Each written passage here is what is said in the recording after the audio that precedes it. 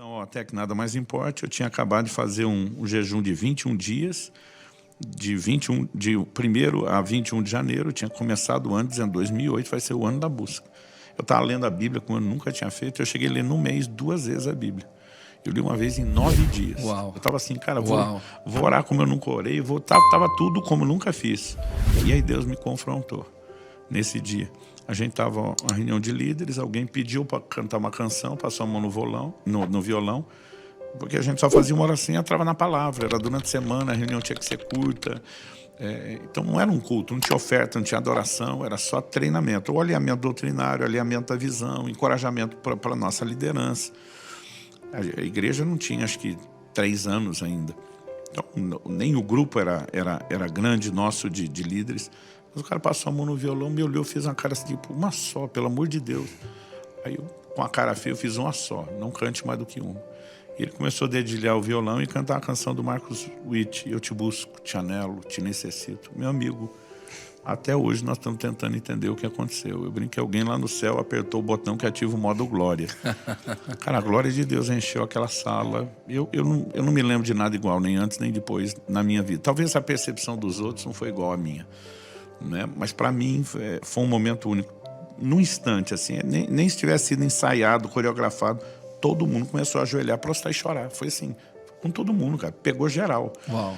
E eu chorava que nem criança, só que eu não sabia porque eu estava chorando.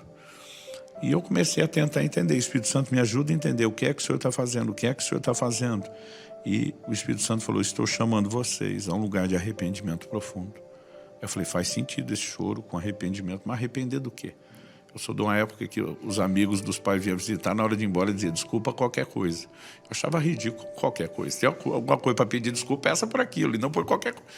Eu falei para Deus, arrependimento não dá para ser desculpa qualquer coisa. Arrepender do quê? E nessa hora ele falou comigo, de não estarem me buscando como deveria. Cara, e aquilo me ofendeu. Eu estava no ano da busca, eu tinha feito meu maior jejum orando, lendo a Bíblia. Ainda não tinha nessa época, eu segui a toada depois ao longo do ano. Mas ele me disse, a única coisa que você mudou foi que você valorizou a performance da busca. Ele disse, você está quebrando todos os seus recordes. Mas isso não significa que seu coração me deseje mais do que desejava antes. E disse, tudo o que está fazendo com você é te deixar mais metido do que você estava antes. Porque agora você tem um motivo de seu... Cara, a casa caiu. Meu Deus. E foi um choque, porque de repente, cara, minha cabeça abriu, eu entendi. E só que nisso eu estava discutindo. Eu falei, pô, se isso não está bom para você, quando é que vai estar bom? É lógico que a gente não verbaliza, mas o sentimento estava lá. E foi quando Deus falou comigo, até que nada mais importe. Então essa frase ficou. Uau. E aí, a partir disso, entrou uma fase... Quando é que vai estar bom? Até que nada mais importe. Entrou uma fase nova. Uau. Eu fiquei tão chocado que por 10 anos eu não fiz mais jejuns prolongados. Porque, tipo assim, agora não quero bater recorde, não é a performance, não é... 10 anos depois, 2018, eu estava pregando sobre o assunto do Até que Nada Mais Importe. Já tinha começado a escrever o livro. Eu não gosto de... Eu tinha falado pouco tempo nesses 10 anos da experiência. Em algum lugar ou outro soltei porque era muito forte, compartilhei, mas... Dessa vez, intencionalmente, entendi de Deus, é hora de pregar. E eu estou contando para a nossa igreja, olha, essa reunião aconteceu naquele salão lá em cima, que hoje é do Ministério Infantil, tal. E de lembrar o que aconteceu, eu me emocionei, que eu tive que me segurar assim para não chorar no púlpito. Na hora que eu me emocionei com a lembrança, o Espírito Santo falou assim para mim, que produziu aquela experiência foi o jejum. Eu levei um choque, falei, achei que não tinha valido nada. Ele disse, só falei que sua motivação estava errada, não que não valeu nada.